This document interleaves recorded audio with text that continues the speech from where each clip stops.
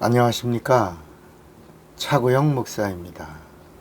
오늘은 예루살렘에 대하여 라는 제목으로 말씀을 나눌 때 함께 큰 은혜가 되시기를 바랍니다. 비가 내리면 모든 빗물은 다 한 곳으로 갑니다. 빗물이 모이는 곳은 결국 바다입니다. 바다를 향해서 모든 물들이 이렇게 내를 이루고 강을 지나고 큰 강으로 모여서 바다로 갑니다. 성경은 구약과 신약으로 되어 있습니다. 모든 성경의 말씀, 구약의 39권의 말씀, 신약의 27권의 말씀, 모든 말씀은 다 예수에게로 갑니다. 예수를 향한 말씀입니다. 구약과 신약의 주인공이 바로 한 분, 예수입니다. 구약은 오실 예수를 말하고 신약은 오신 예수를 말씀합니다. 그리고 성령이 오신 다음에는 인간의 미래를 점쳐주는 분이 아닙니다. 성령도 온통 예수를 증거하기 위해서 오신 분이십니다. 가끔 사람들이 성령 받은 사람들이 막 예언기도 한다. 그런 예언기도라는 말씀이 성경에 없습니다. 다 그 예언기도 한다는 사람들의 내력을 이렇게 살펴보면 그 집안에 무당이 있습니다. 여러분, 예언기도 한다는 사람들의 예언이 30%밖에 맞지 않습니다. 점입니다. 여러분, 성령은 하나님이십니다. 하나님의 영이 피조물 된 인간의 미래에 30%밖에 못 맞추겠습니까? 속지 마시기 바랍니다. 성령은 진리의 영이시고 성령은 사람을 예언하러 오신 분이 아닙니다. 오직 예수를 증거하기 위해서 오신 진리의 영이십니다. 구약은 천사들의 사역입니다. 선택한 이스라엘 백성들을 가나안까지 인도하려고 현년한 것입니다. 구약은 가나안 예루살렘까지 인도하면 끝입니다. 그래서 구약에는 영적인 이야기가 나오지 않습니다. 구약의 이야기는 전부 어디를 향해 가고 있어요? 가나안을 향해서 가는 겁니다. 요단강을 지나서 어디요? 가나안에 입성하는 겁니다. 그리고 가나안이 어디예요? 예루살렘입니다. 그 구약에는 천국이란 말이 단 한 번도 나오지 않습니다. 천국 비슷한 말도 없습니다. 영적인 세계를 구약은 전혀 말하지 않습니다. 여러분, 구약의 하나님의 법이 뭡니까? 율법입니다. 율법은 영적인 말씀이 아닙니다. 율법은 성경이 뭐라고 그러냐면 육체의 예법이 율법이라 그랬습니다. 성경에 어디 나와요? 히브리서 9장 10절에 보면 이런 것은 먹고 마시는 것과 여러 가지 씻는 것과 함께 육체의 예법만 되어 개혁할 때까지 맡겨둔 것이니라. 누가? 예수가 오셔서 복음과 진리를 전할 때까지만 육체의 예법인 율법이 있어야 된다라고 말씀한 겁니다. 또 히브리서 5장 13절에 보면 율법은 어린아이의 법이라는 겁니다. 대저 젖을 먹는 자마다 어린아이, 의의 말씀을 경험하지 못한 자요 그랬습니다. 그래서 우리가 율법은 아이의 법이고 어린아이의 법이고 그 율법으로 인도해 주는 것은 몽학선생이라는 말은 유머라는 말입니다. 젖을 먹이는 유머라는 말입니다. 복음은 장성한 자의 법이요 단단한 것을 먹느니라. 이렇게 성경이 말씀하고 있는 것입니다.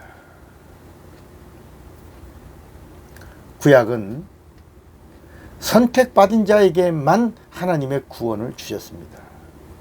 선택받은 자의 기도를 들으셨고 선택받은 한 사람의 기도에 응답을 주셨습니다. 단 한 사람만. 신약은 차원이 다릅니다. 수준이 다릅니다. 신약은 선택받은 자가 아니라 이 땅에 오신 하나님의 아들 예수를 믿는 자에게 주시는 얼마든지 주시는 하나님의 은혜가 나옵니다.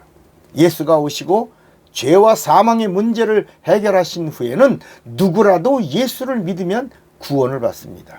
누구라도 기도하면 하나님이 들으십니다.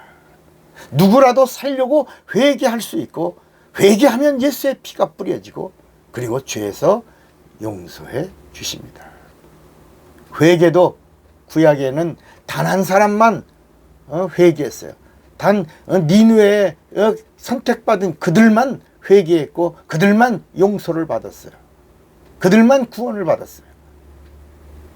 그러나 신약에는 이 회개가 처음으로 예루살렘에서부터 시작된 것입니다. 이런 말씀이 어디 있어요?